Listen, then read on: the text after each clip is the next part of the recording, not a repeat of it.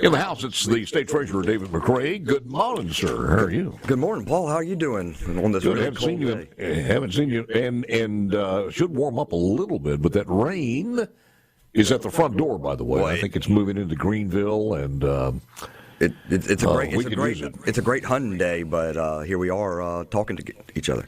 Now, instead of a tree stand, you're in the big chair, so at least you're drier. Let me put it that way. Well, and they told me the only thing I can't punch any of these buttons back here. I'm very tempted. You could, but one of them ejects you, so just make sure the red one is not hit. That's exactly what I told him. Yeah, hit them all, yes. You may fly out of the seat. We lose so many talk show hosts like that. We'll see.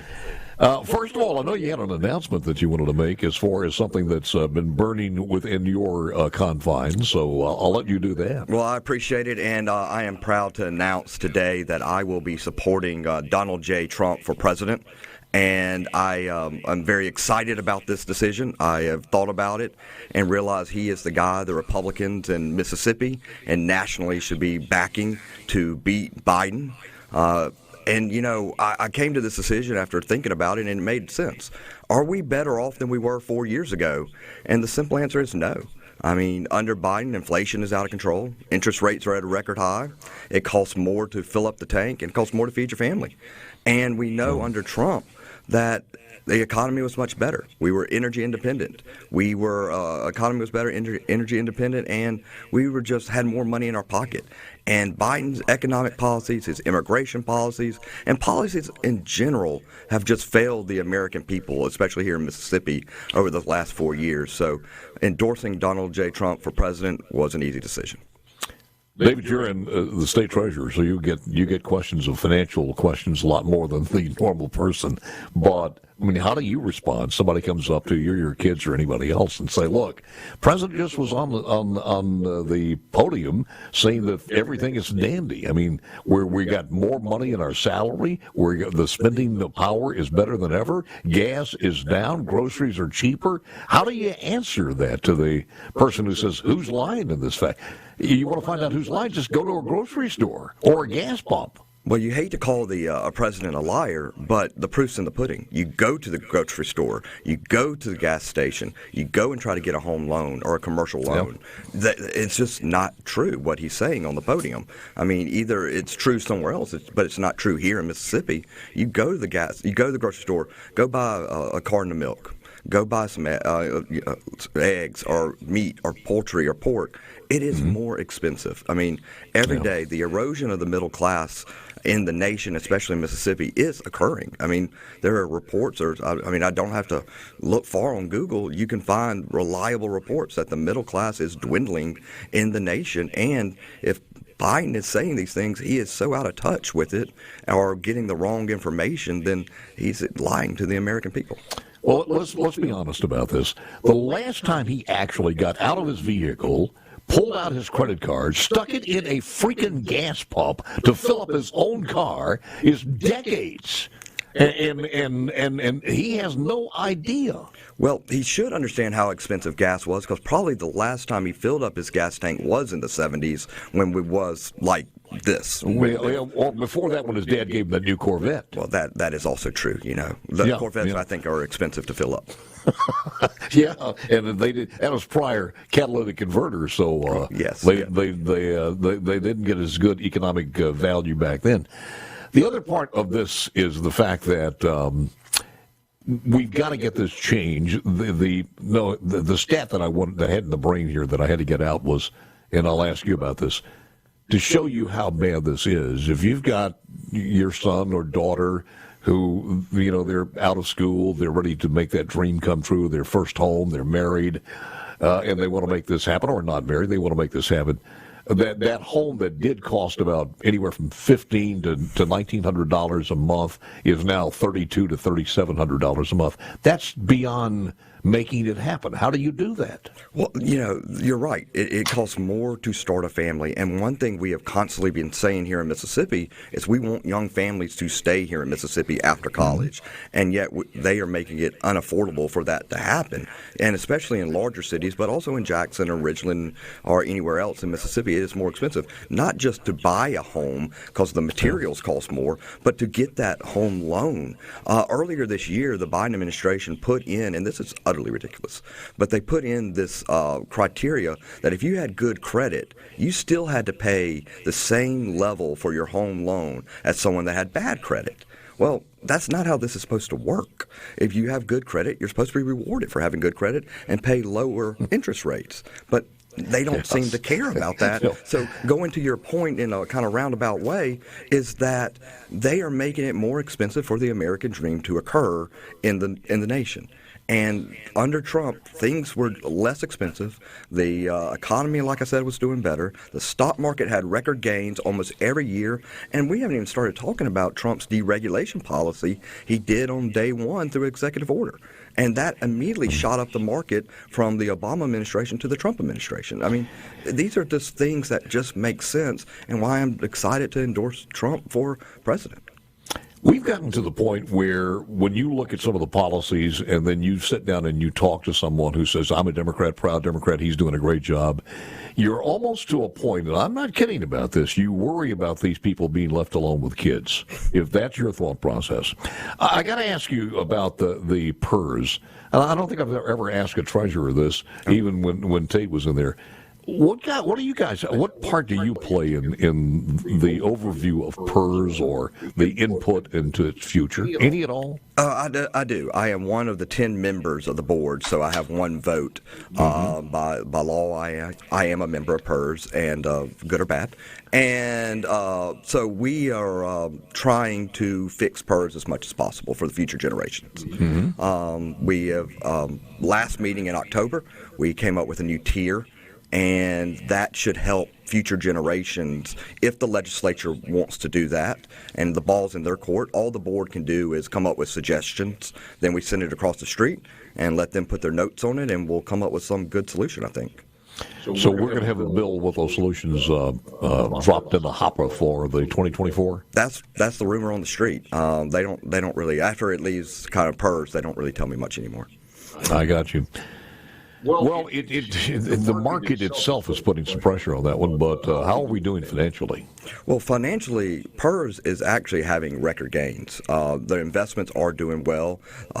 If you want to talk about the state is outpacing great. We have, in my 4 years as treasurer, now I'm entering my second term, we have made roughly over $200 million in investments through the Treasury. Well, are we buying any land in China? No, we don't buy land in China. We're not allowed, and nor would I. I'm sorry. I know that is right up your alley. Well, if we were going to do it, I'd do it near a military installation just for the heck of it. Well, apparently, or an island. They like to make islands. Yes. Now, where are we doing our investments that are paying off? Well, we're allocated to do certain investments. We do a lot of private equity. We do some energy. We do some regular American stocks and bonds and things of that nature, and they're working. It's just kind of the same investment strategy I've used as a family over time and implemented that as well as I could into state government, and it's working. Like I said, over $200 million in gains that have gone back to the general fund and special funds, and we're excited about that over there. And hopefully, with a new president, with it being Trump, the economy will start gaining back, interest rates will cool, and we can make more money for the state. I want to ask you about college savings. To me, it'd be a great Christmas present. We'll talk about that, and also just a couple of moments on unclaimed money, because we still have a lot there, and your name might be on there, and you might not win the lottery, but some extra Christmas money might be available. Back with David McRae, State Treasurer. Morning, my friends. David McRae, State Treasurer, and the C-Spark text line 601-879-4395. Let's talk about the unclaimed money. It's still there. Lots of it's still there. Are you adding to that? It seems at some point that would just be empty. Every day it gets added to, and it's hard to kind of say. I can safely say we have roughly $400 million just sitting around waiting to be claimed. It'll sit there in perpetuity, meaning forever. And are we drawing interest on that? We do draw interest on that, Very good, which is good. And with these interest rates, I'm happy about that. And but it's just sitting there. And my unclaimed property team, if anyone listening today wants to do that while not driving, of course, but when they get to work, settle. We don't want to have an accident, but go to treasury.ms.gov, go to the unclaimed property part, and like I've always said, we've made it easy to do online. Just this week or last week, we gave back $700,000 back to people in Mississippi. Wow. And a couple weeks ago, we have a new system in place that can automatically give money, the rightful owners their money back. We in the first week of just practicing and playing with it, we gave back roughly $1.2 million in 1 week alone, just playing with this new system. And we're still, configuring it and everything to make it right. We've roughly now, as of yesterday, given back $85 million in 4 years. In 4 years. In 4 years, wow. $85 million. And it doesn't matter where you live either. If you're listening to this in Hawaii, it really doesn't matter. If that's your money, that's your money, right? That's correct. If you're listening to Hawaii, Alaska, anywhere, Europe, wherever you want to listen, and we can we'll be more than happy to work with you on that and get it to you. Like the online claim is easy. Don't need a notary anymore for the online claim. Papers still do. And if it's complicated, just call us and somebody will help you out. How do you verify that? I mean, what are the verifications they need to present? Well, for a simple thing, just your driver's license will work. And really? Social's even better. But driver's license is fine because, Wouldn't that be contested with the heirs to that or with other people? I mean, couldn't the rightful owner be multitude of people? So that's when it gets complicated. So, your wills and estates or probate and things like that, then you're getting into a little bit more complicated situation. And that's where you have to get all the heirs together and figure out who was really rightful owner. And that's a question. If that is your situation, I highly advise calling for that because that will take sometimes court orders, sometimes lawyers, things of that nature. But it's just, but for your easy one, like a cable bill deposit that you lost or a bank account or things of that nature, those are easy. What's the smallest amount you've returned? I think someone wanted $5 one time. It's my $5. Well, it's my $5. It costs more to put a stamp on it. But I'm kidding about that. But the largest we've gotten back to people is about $1.2 million.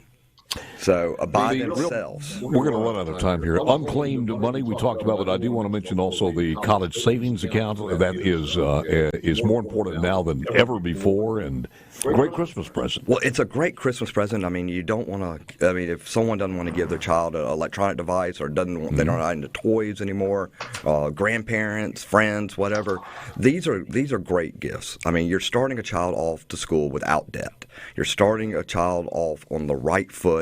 And as we were talking earlier, under Biden's administration, he is trying to make it more complicated to go to school, more expensive to go to school. Things are going to cost more in 18 years if you start a child off on a college savings account, at birth.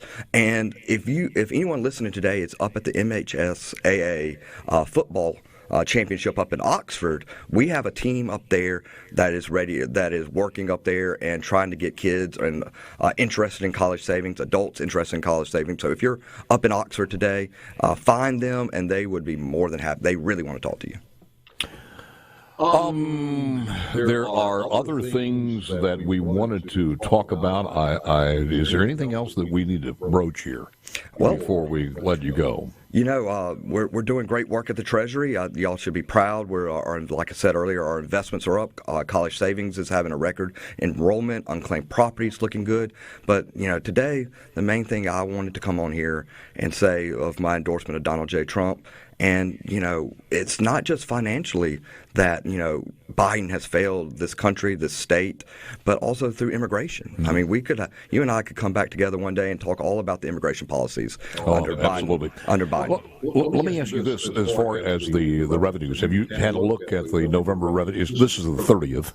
So any indication of what they look like? It is early in the morning, and I will get those today. So If I'm you text curious. me those, I would appreciate it. Lance will give you all the information on that one, and it would be wonderful to have that for tomorrow's show. But I will say, overall, for the year, our fiscal year starts July 1st.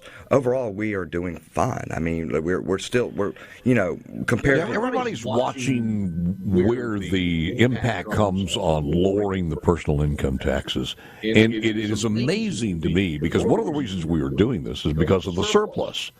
So we've got a pretty good surplus. Now's a good time to give the money back to the people. But then when this happens and that is down a little bit, then you have the liberal media saying, "Oh, see, everything's going to cave in. It's down." Well, it's supposed to be.